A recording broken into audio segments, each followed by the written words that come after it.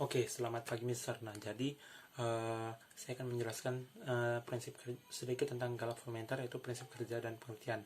Nah, galvanometer itu sendiri adalah sebuah alat ukur listrik yang diciptakan guna untuk mengukur kuat arus serta beda potensial listrik dalam skala dan ukuran yang relatif kecil dan tidak dapat digunakan untuk mengukur kuat arus serta beda potensial listrik dalam skala yang lebih besar. Kenapa? Karena komponen-komponen internal dari galvanometer itu sendiri nggak mendukung atau nggak memenuhi, nggak mencukupi, memadai untuk mengukur kuat arus listrik dan beda potensial yang besar seperti itu.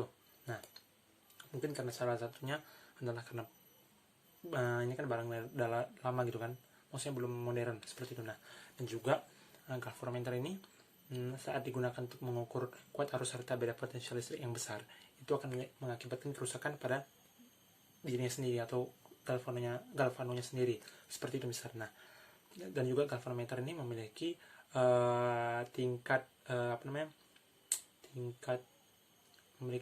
kepekaan yang sangat tinggi seperti itu. Makanya dia digunakan untuk mengukur kuat arus dan beda potensial listrik dalam skala yang relatif kecil, bukan besar seperti itu misalnya. Jadi itu untuk pengertiannya.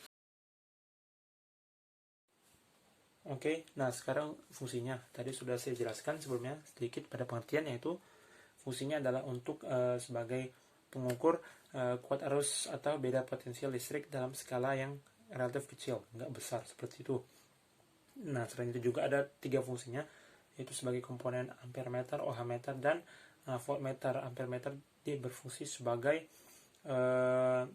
pengukur kuat arus listrik yang memiliki daya yang rendah serta menambah batas ukur guna membuat ampermeter itu agar berfungsi lebih baik. Nah, ohmmeter berfungsi untuk menghitung besaran pada suatu hambatan seperti itu. Nah, next adalah bagaimana cara dia bekerja, ampermeter ini galvanometer ini bekerja. Nah, ini ada gambarnya misalnya. Terus coba miringin dulu. Nah, sama aja. Nah, ada gambarnya nih ampermeter nih ya. Nah, ini ada resistor, ini ada baterai. Ini dia menghadap kutub positif ke kanan, negatif ke kiri seperti itu. Nah, ini ada setter positif, setter negatif. Ini galvanometernya. Nah, di sini kita dapat melihat bahwa kutub positif ke sana, berarti dia akan mengaliri listrik ke sana.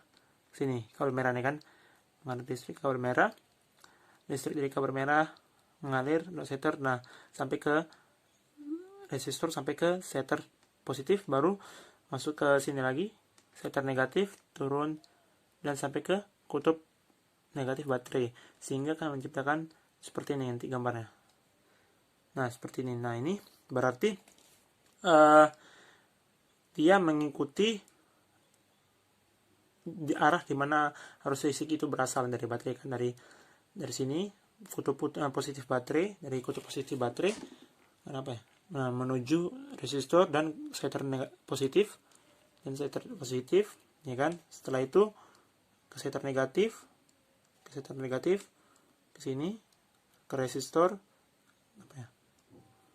ke kutub negatif baterai. Nah, hasilnya adalah ini, dia menuju ke kanan seperti itu. Ini tegangannya berapa nih ya, 20, kuat arusnya ini 22 mungkin ya, 23. Nah, seperti itu misalnya. Nah, selanjutnya kalau misalnya negatif seperti ini.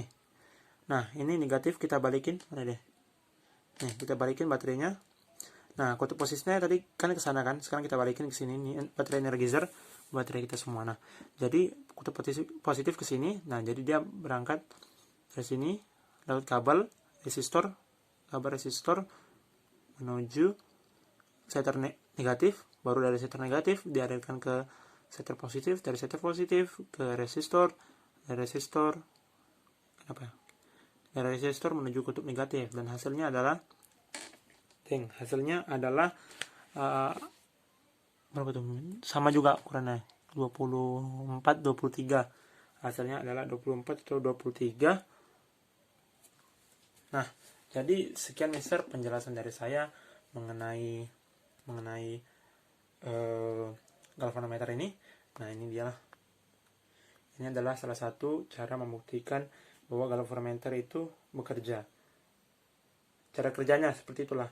Ada juga bahwa galvanometer itu bekerja sesuai dengan gaya Lorentz, secara dengan ukuran tangan, ya kan, ukuran tangan kayak yang bisa ajarkan seperti itu. Oke, nah jadi sekian dari saya, Mister. Terima kasih.